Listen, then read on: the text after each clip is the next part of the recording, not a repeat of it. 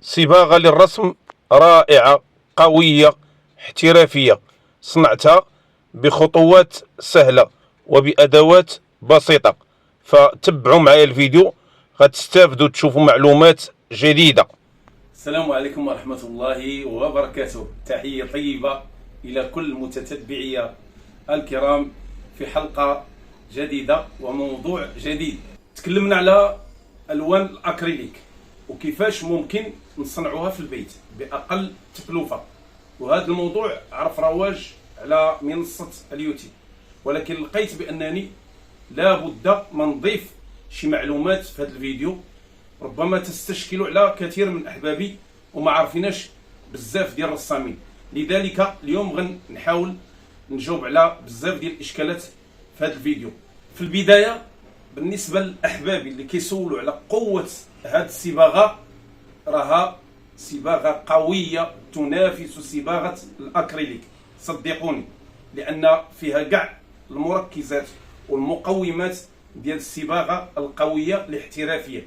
فيها أولا المادة اللي كاينة في الكاوتشو، صباغة الكاوتشو البلاستيكية، وفيها المركز اللوني اللي كيعطي اللون، وفيها المادة اللاصقة الكولاغريفي اللي كتدعم الصباغة وكتعطيها القوة والصلابة. فلذلك رسموا بها في القماش أو على الحائط أو على الخشب لأنها أكريليك، وإن كانت مصنوعة باليد أضمن لكم هذه المسألة. المهم غنحتاجوا لهاد 4 المواد: المادة اللاصقة الكولاغريفي، ورنيش وفي نفس الوقت هي كولا خاصة بالصباغة وكل ما يتعلق بالصباغة. هنا المادة ديال الصباغة الأصلية اللي هي كاوتشو، دهان الحوائط كيف ما كتشوفوا، وغادي نحاولوا نشوفوا نديروا إطلالة عليها من الداخل. هذا المركز اللوني، يعني لون لاتنت خاص بالتلوين. هادو قنينات اللي غنديروا فيهم المحاولة.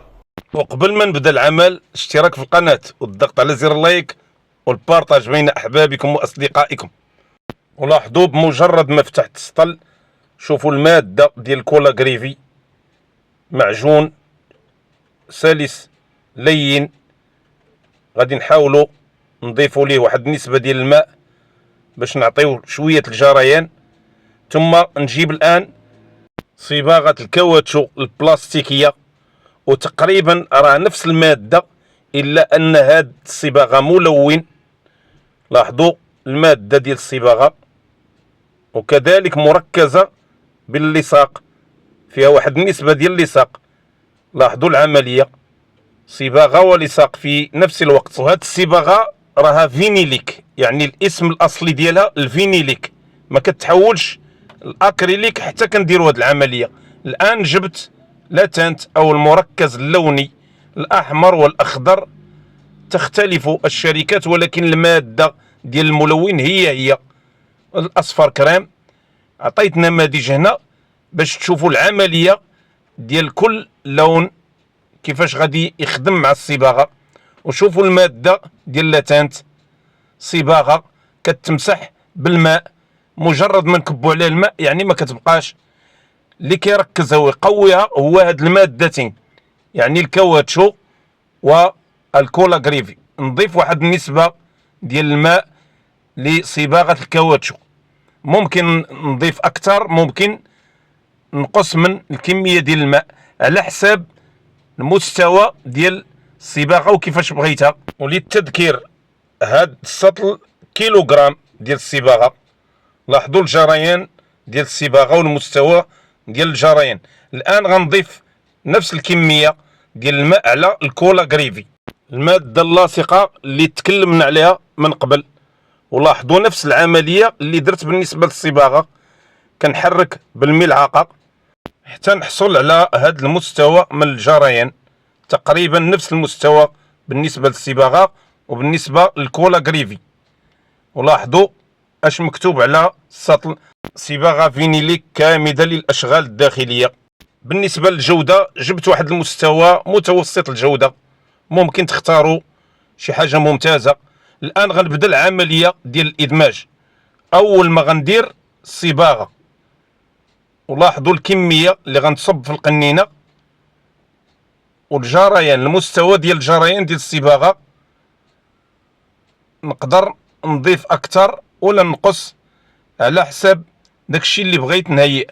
نضيف الكميه اخرى ديال الكولا غريفي، كميه اقل من الصباغه دائما، لان الكولا غريفي مقوي ومدعم للصباغه. الان غنضيف لاتانت او المركز اللوني، اللون الاحمر. لاحظوا الكميه، يعني القنينه كلها غنصبها في القنينه باش تعطيني القوه في اللون. كنضيف نسبه من الماء، وممكن ما نضيفش الماء على حساب مستوى الصباغه، الا بغيت نحاول نجريها شويه او تكون ثقيله. ثم نخلط بقوه، ولاحظوا العمليه ديال التحريك بقوه، ونكرر العمليه باش يتجانس الخليط دائما ويدخل في بعضه. لاحظوا اللون وقوه اللون ولا اروع، كيف ما كتشوفوا لون حقيقي رائع. نعاود نكرر نفس العمليه باش نحاول ناكد لكم العمليه وتحاولوا تستوعبوا هاد المعلومه مزيان احبابي. نفس الماده يعني الصباغه غنصبها، نقدر نعمر القرعه، نقدر تبقى واحد النسبه. ثم الكولا غريفي نقدر كذلك بالنسبه للكولا نزيد اكثر او نقص على حساب الكميه. انا كندير كميه في هاد المستوى باش تبقى الصباغه لاعبه دورها. ثم المركز الاخضر، وغنعطيكم هنا 3 نماذج، لان اللي كينطبق على هاد النماذج كينطبق على الوان اخرى، لذلك خذوا نتوما الفكره وطبقوها على جميع الالوان.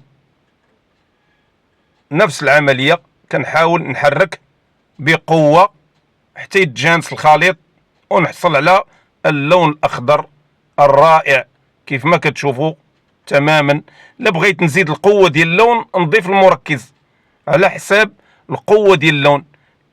ثم تكرار الثالث بالنسبه للعمليه الاخرى، ومن التكرار نتعلم دائما باش المعلومه تحفظوها وتسجل عندكم. كميه ديال الصباغه، ولاحظوا المستوى اللي كتوصل ليه الصباغه في القنينه.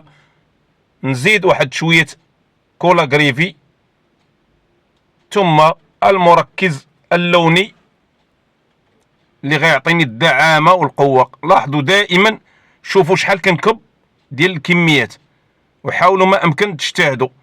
نقدر نضيف الماء في هذه الحاله وما نضيفش في حالات اخرى. الا بغيت الصباغه تكون معجون ما نضيفش ليه الماء. ثم نحرك بقوه في كل الاتجاهات، فوق تحت في الجانب، باش يتجانس ليا الخليط ويعطيني صباغه رائعه. لاحظوا اللون الجميل القوي اللي كياخذ بالعين كيف ما كتشوفوا.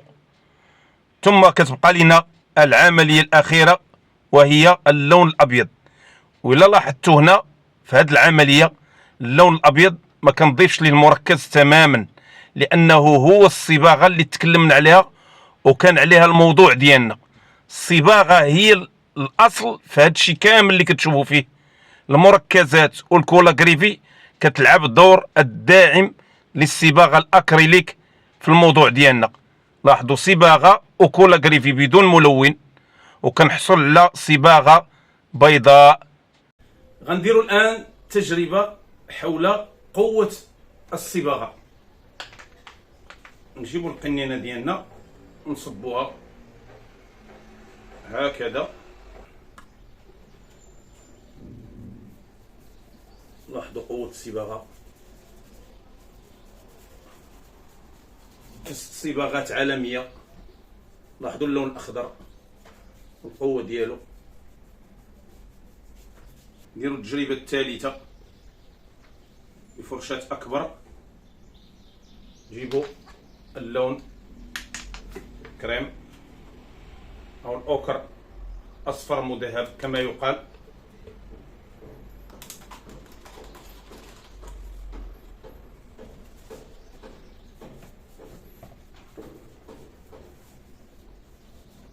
لاحظوا الالوان وقوه الالوان. بالنسبه لي انا شخصيا استعمل هذه الصباغه طيله الحلقات اللي شفتوا منذ ان بدات القناه، باستثناء بعض الفيديوهات اللي درت فيهم صباغه زيتيه. بالنسبه لاخواني اللي كيسولوني حول هذه الصباغه، في هذا الفيديو حاولت نجاوب على بعض الاستشكالات. اللي مازال باقي عنده شي سؤال يتواصل معايا في القناه، ورهن الاشاره دائما اجيب على اسئلتكم فورا. كنتمنى من الله نكون لبيت الرغبه ديال الكثير من اخواني حول هذا الموضوع. ما تنسوش دائما الاشتراك في القناه والضغط على زر لايك والبارطاج بين احبابكم واصدقائكم. استودعكم الله. السلام عليكم ورحمه الله وبركاته.